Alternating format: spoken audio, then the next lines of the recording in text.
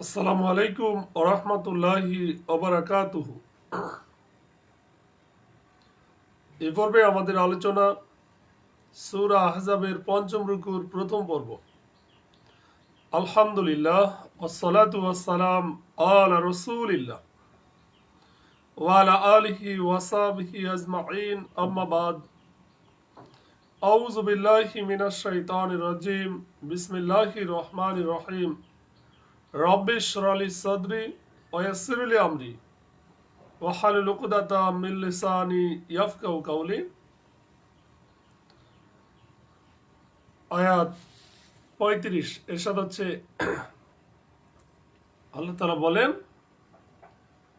মুসলিম পুরুষ ও মুসলিম নারী, মোমেন পুরুষ ও মোমেন নারী,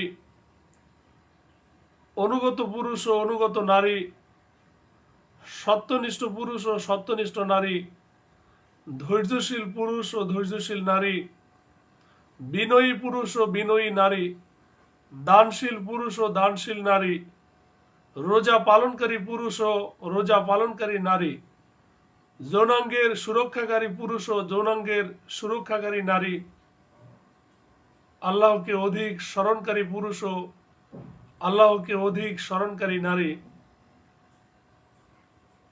আল্লাহ তাআলা তাদের জন্য প্রস্তুত রেখেছেন ক্ষমা ও মহা প্রতিদান। সুবহানাল্লাহ।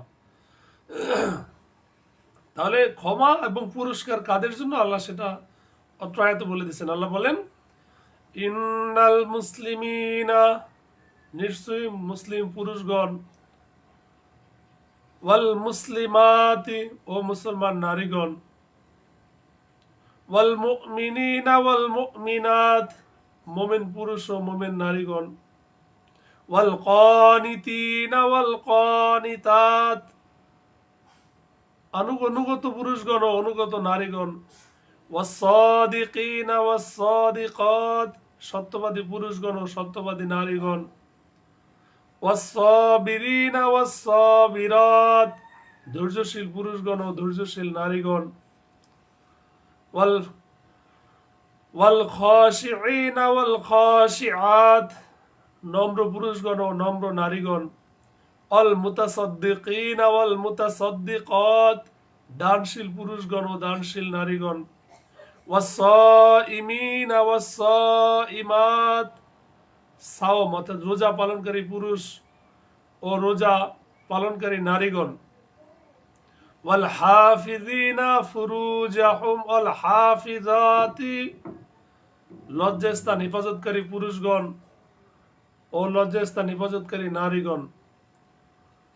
আল্লাহ বলেন, ওয়াযাকিরিনাল্লাহ, এরা আল্লাহকে ভয় করে, কাসীরান, অধিক মাত্রায়, ওয়াযাকিরাতি, এবং আল্লাহকে ভয়কারী নারীগণ, আ'আদাল্লাহু লাহুম, আল্লাহ তাআলা এদের জন্য নির্দিষ্ট করে রেখেছেন মাগফিরাত ওয়া আজরান আযীমা, ক্ষমা এবং সম্মানজনক পুরস্কার।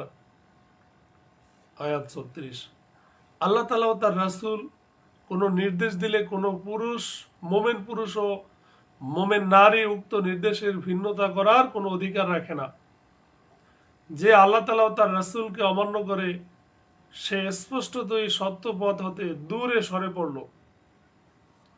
ওমা কানা লিমুমিন, আর মোমেন পুরুষদের জন্য কোনো অধিকার নেই, ওয়ালা মুমিনাতিন, আর মোমেন নারীর জন্য, ইজা কদাল্লাহ, যখন আল্লাহ তাআলা সিদ্ধান্ত দেন, ও রাসূলুহু, ও তার রাসূল, আমরন, কোনো বিষয়ের, আইয়াকুনা লাহুম, যে তাদের জন্য থাকবে, আল খাশিয়াতু, স্বাধীন ইচ্ছা, মিন আমরিহিম, তাদের কোনো বিষয়ের, ওমাইয়া আসিল্লাহ, এবং যে আল্লাহকে অমান্য করবে, ও রাসূলাহু, এবং তার রাসূলকে, ফাকাদ দাল্লা দালালাম মুবিনা, তবে নিশ্চয়ই সে পথভ্রষ্ট, অর্থাৎ স্পষ্টতই সত্যপথ হতে দূরে সরে পড়ল। আয়াত ৩৭। আল্লাহ বলেন, স্মরণ করুন আল্লাহ তাআলা যাকে অনুগ্রহ করেছেন তাকে আপনিও, তুমিও যাকে অনুগ্রহ করেছো তাকে তুমি যখন বলেছিলে তুমি তোমার স্ত্রীকে বিবাহ বন্ধনে রেখে দাও এবং আল্লাহকে ভয় করো। তুমি তোমার অন্তরে লুকিয়ে রেখেছিলে যা আল্লাহ তাআলা প্রকাশ করতে চান। তুমি তো তুমি লোকদেরকে ভয় করেছিলে, অথচ আল্লাহ তাআলাই সবচেয়ে বেশি অধিকার রাখেন যে যে তুমি তাকে ভয় করবে। অতঃপর জায়েদ যখন তার জয়নবের সঙ্গে সম্পর্ক ছিন্ন করলো, আল্লাহ বলেন তখন হে রাসূল আমি তাকে আপনার সঙ্গে বিবাহ বন্ধনে আবদ্ধ করে দিলাম, যাতে মোমেনদের পোষ্যপুত্ররা তাদের স্ত্রীদের সঙ্গে সম্পর্ক ছিন্ন করলে সেসব নারীকে বিবাহ করার ব্যাপারে মোমেনদের কোনো বিঘ্ন না হয়, আল্লাহ তাআলার আদেশ কার্যকর হবে। তো এই আয়াতে আল্লাহ তাআলা স্পষ্ট করেছেন। আল্লাহ বলেন ওয়াইস্তাকুলু, আর স্মরণ করেন হে নবী যখন আপনি বলেছিলেন লিল্লাযী আনআমাল্লাহু, সেই ব্যক্তির উদ্দেশ্যে যাকে আল্লাহ তাআলা অনুগ্রহ করেছেন, আলাইহি তার উপর, ওয়া আনআমতা আলাইহি, আর হে রাসূল আপনিও তার উপর অনুগ্রহ করেছিলেন, আমসিক, বিবাহ দিনে আপনি রাখেন, আলাইকা আলাইকা যাওজাকা, অর্থাৎ আপনার সাথে আপনার স্ত্রীকে, ওয়াত্তাকিল্লাহ, এবং আল্লাহকে ভয় করুন, অতুখফি ফি নাফসিকা, আর আপনার মনের মধ্যে একটা বিষয় গোপন করে রেখেছিলেন, মাল্লাহু, যা আল্লাহ তাআলা মুবদিই, তা প্রকাশ করেছেন, অতাকশান নাসা, আর আপনি মানুষকে ভয় করেছিলেন, আল্লাহু আহাক্কু, অথচ আল্লাহ তাআলা অধিক সঙ্গত, আং তাকশাহু, যে আপনি তাকে ভয় করেন। ফালাম্মা কদা যায়েদুম মিনহা, অতঃপর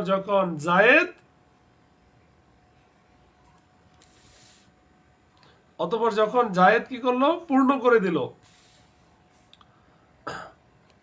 পূর্ণ করলো, অতারণ অর্থাৎ তালাক দেওয়ার প্রয়োজন মনে করলো। আমরা জানি যে একজন সাহাবীর নাম কোরআনে আসছে, যে হযরতে জায়েদ রাদিয়াল্লাহু তাআলা আনহু, আল্লাহ রাসূলের পোষ্যপুত্র, পালক পুত্র। তো জায়েদ যখন অর্থাৎ শেষ করলো, অতারণ অর্থাৎ তালাক দেওয়ার প্রয়োজন বোধ করলো, ওয়াজনাকাহা, অর্থাৎ তখন আপনার সাথে আমরা বিয়ে দিয়ে দিলাম জয়নবকে, লাকাইলা ইয়াকুনা, যেন না হয়, আলাল মুমিনিনা, মুমিনদের উপর, হারাজুন, কোনো সংকীর্ণতা, ফি আজওয়াজি, অর্থাৎ বিবাহের ব্যাপারে স্ত্রীদের সাথে, আদইয়াইহিম, তাদের পোষ্যপুত্রদের, ইদা কদাও মিনহুন্না, যখন তারা শেষ করলো, পূর্ণ করে দিল, অতারণ অর্থাৎ তালাক দেওয়ার প্রয়োজন মনে করলো, ওয়াকানা আমরুল্লাহি মাফউলা। তার মানে হচ্ছে এখানে আমরা পরবর্তী আয়াতে পর্বে এর বিস্তারিত ব্যাখ্যা করব। এটা ইসলামের একটা হুকুম বাস্তবায়িত ছিল না। আল্লাহ রাসূল সাল্লাল্লাহু আলাইহি ওয়াসাল্লাম তার পালক পুত্রকে বিবাহ, অর্থাৎ পালক পুত্রের স্ত্রীকে বিবাহের মাধ্যমে এই আইনটা সর্বশেষ পরিপূর্ণ হলো। আয়াত 38, আল্লাহ তাআলা নবীর জন্য যা বিধিবদ্ধ করেছেন তার জন্য তা করতে কোনো বাধা নেই। পূর্বে যারা অতীত হয়ে গেছে তাদের ক্ষেত্রে এটাই ছিল আল্লাহর বিধান। আল্লাহর বিধান সুনির্ধারণে নির্ধারিত। আল্লাহ বলেন মাকার আলান নবী, আর নবীর জন্য ছিল না মিন হারাজিন, কোনো বাধা, ফি মা ফারাদাল্লাহ, ওই বিষয়ে যা আল্লাহ তাআলা বিধিসম্মত করেছেন, লাহু, তার জন্য, সুন্নাতাল্লাহি ফিল লাযিনা খলাও মিন ক্বাবলু ওয়া কানা আমরুল্লাহি কদরাম মাকদুরা, আল্লাযীনা ইউবাল্লিগুনা রিসালাতিল্লাহ, অর্থাৎ তারা নবীগণ আল্লাহর বাণী প্রচার করত, ওয়ায়াখশাউনাহু, এবং তাকে ভয় করত, ওয়ালা ইয়াখশাউনা আহাদান, আর আল্লাহ ছাড়া অন্য কাউকে ভয় করত না, ইল্লাল্লাহ কাফা বিল্লাহি হাসিবা, আর হিসাব গ্রহণে আল্লাহ তাআলাই যথেষ্ট। এই পর্বের শেষ আয়াত, আয়াত 40। তারা নবীগণ আল্লাহর বাণী প্রচার করত আর তাকে ভয় করত।